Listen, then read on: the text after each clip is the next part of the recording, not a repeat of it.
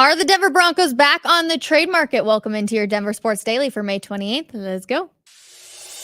Taking you through your morning headlines, it's Denver Sports Daily with Rachel Vigil.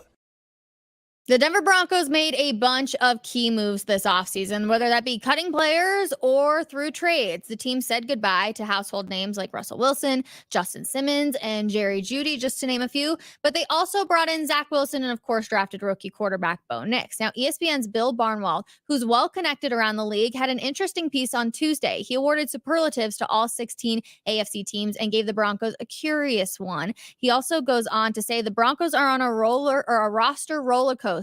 Like the empty nesters who sold their house and downsized, the Broncos have too much stuff. Now, of course, he also goes on to name two big names, and he says these are players who predated Peyton times with the organization who could be traded away, especially if they haven't shown much since he's arrived, including cornerbacks Damari Mathis and tight end Greg Dulcich.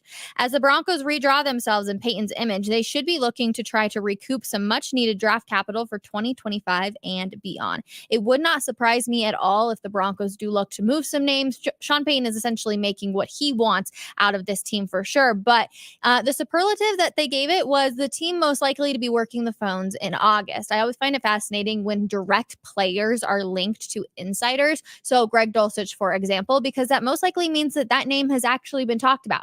And we all know Sean Payton can have one too many lattes and pass out some names. Now, of course, with Lucas Kroll, who has been a stud, by the way, over there at Dove Valley. I could definitely see them moving on from Greg Dulcich, who has not been able to stay healthy for some time.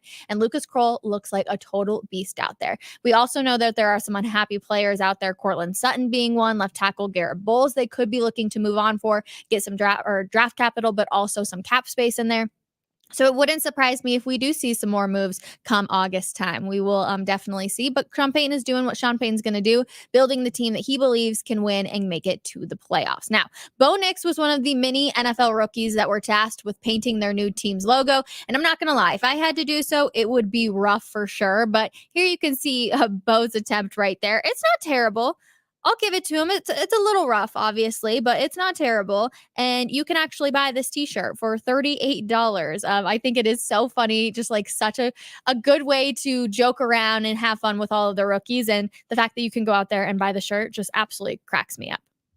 Now, the Jaguars coach, Doug Peterson, says he was not aware of the allegations against Brandon McManus until the lawsuit became public on Monday. The lawsuit, which was filed Friday, claims McManus sexually assaulted two women during a charter flight to London last year when he was playing for the Jaguars. The suit names McManus and the team as defendants and seeks more than $1 million in damages.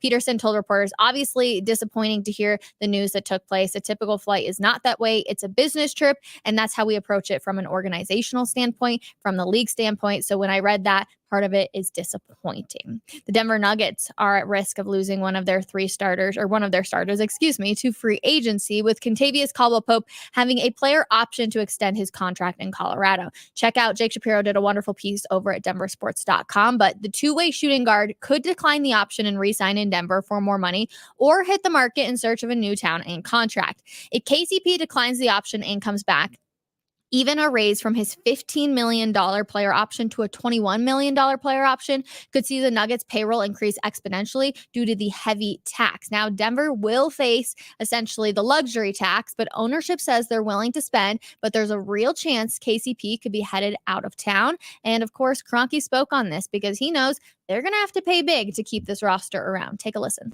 Yeah, I think that when you're talking about some of the penalties that the league has put in on the fly, involving the second apron, things of that nature, it's very onerous when we start talking about possibly, foregoing future draft picks if you get caught in a certain place. Some organizations, they'll be happy paying whatever they could to have the potential to win a championship. When you start talking about draft picks, that's when you get people's attention pretty quick. Last summer it wasn't something that was as prevalent heading into this summer, but I said it 2 years ago at a press conference when I was doing it by myself. And I don't know how many people took me seriously at the time because we hadn't actually won it. But when Nikola Jokic is on your roster, you're going for it. You're the best player in the world, and you have a responsibility to him and the group to try to go for it. So for Nicola, for Jamal, for Michael, for everybody that we've kind of grown and developed over the course of time, I think that's our responsibility. There's obviously different conversations that come along with going forward when you start talking about some of the penalties that we're talking about, but we're going to be aggressive. We still think we still have one of the best teams in the league with a really good chance of winning next year. They owe it to Jamal Murray, Nikola Jokic, Michael Malone, to that core to pay the luxury tax and hopefully bring another championship. Josh Kroenke, I felt like was so open and honest in that conversation, and I really appreciated it. But where could possibly KCP end up? Jake Fisher of Yahoo Sports connected NBA stars Klay Thompson, Zach LaVine, as well as Caldwell Pope as possible pickups for the 76ers. That one would just sting a little bit too close to the heart if that were to be true, to see a KCP head on over to 76ers. Of course, was Embiid and the Jokic drama always. I'm like, oh, that one would just sting. So hopefully it doesn't happen. Hopefully they keep him here in Denver and keep that core together in hopes that they can go out and win another championship.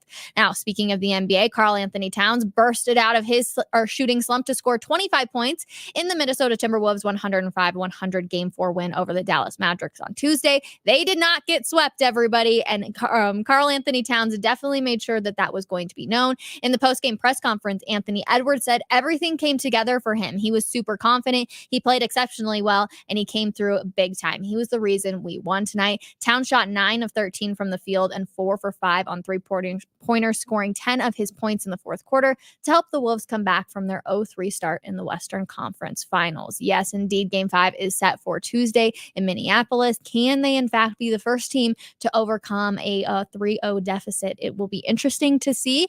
I think that the Dallas Mavericks will probably finish the series off, if I had to guess, in Game 5, but hey, I will never doubt Anthony Edwards or anybody on that team because they definitely come out here with some serious fight in them as well. Let me know how you are feeling about the NBA playoffs thus far. I'm always curious who you are rooting for. I've said this multiple times, but I always root for the team that knocked me out because I want them to end up being champions, to say, you know what, we just lost to the champions. I never want another team to bounce that team because then it was like, well, we couldn't even make it maybe even that far. So that's always my motive. Let me know what yours is. I'm very curious because some people totally disagree with me. Now, moving on over to the NHL, Sam Reinhart scored a power play goal at 1:12 at overtime, and the Florida Panthers even the Eastern Conference Final with a 3-2 win over the New York Rangers in Game 4 on Tuesday. I always love when it's a battle. I feel this one going to Game 7. But Reinhart said, when the game is tight and the way we're playing, we're going to generate chances. The more we can stick with it, the more we can stick to our structure, the more comfortable we'll be, and you've got to believe that one is going to go in. Florida lost in overtime in Games 2 and 3 of the best of 7 series,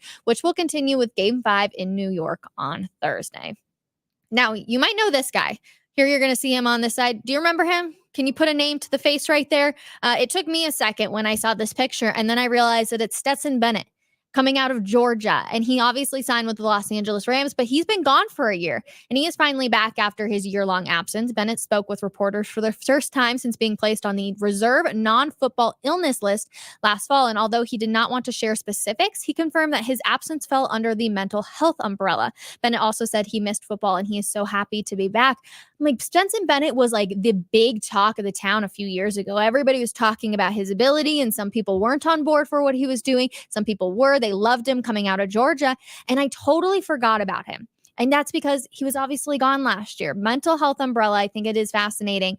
He took some time, and I like that he's back talking with the media and excited to get back to it. He took the time he needed to step away from the game, get right, and then be able to come back. So we applaud him for that part. Also coming out just a few minutes before the show started, we're excited because Cole Bassett will be joining the U.S. men's team for their Olympic international friendly match against Japan. So congratulations to Cole Bassett. Always a pleasure to watch him. One of the best players I've had the opportunity to cover. Super, super nice. But yeah, congratulations to him. I feel like that is awesome. Anytime you get to play for your city or for your country, I feel like that's awesome. Let's see. Comments. Hello, everybody. Good morning. Good morning.